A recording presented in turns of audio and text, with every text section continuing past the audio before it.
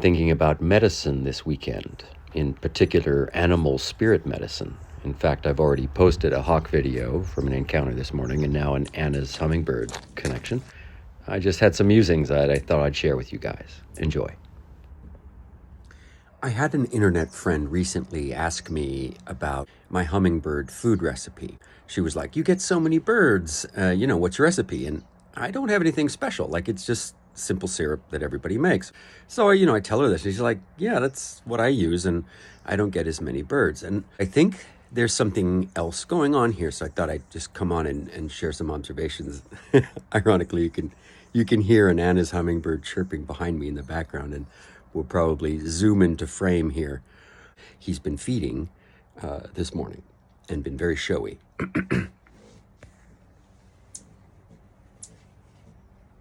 Right? You can't make this up. I was just saying it, and here it is. Here's my receipts in real time.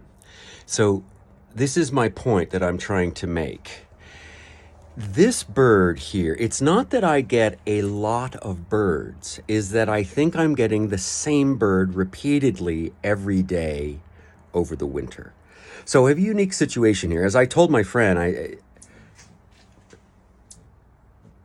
I said, so most hummingbird species migrate. They travel. In fact, they're some of the most astonishing size to distance ratio travelers in the animal kingdom. Maybe I should just stay here if he keeps coming back to feed.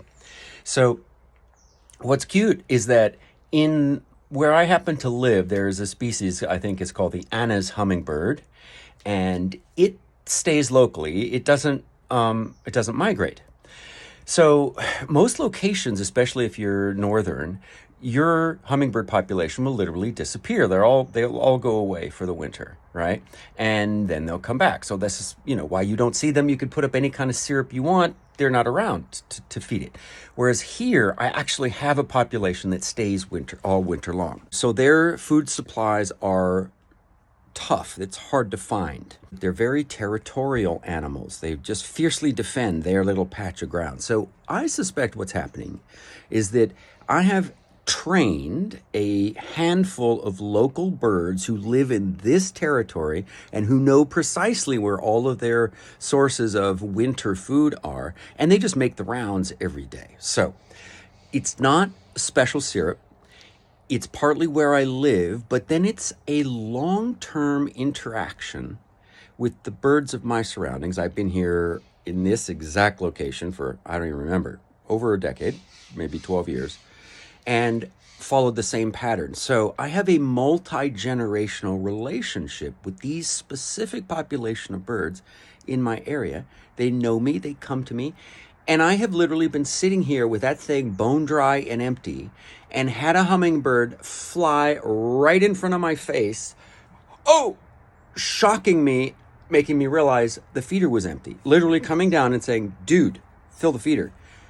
Not kidding. And I, of course, immediately got up and did and filled it. And then, so it's a relationship. And a lot of these nature encounters and things, I think of them as medicine from the traditional ways that I've been trained in.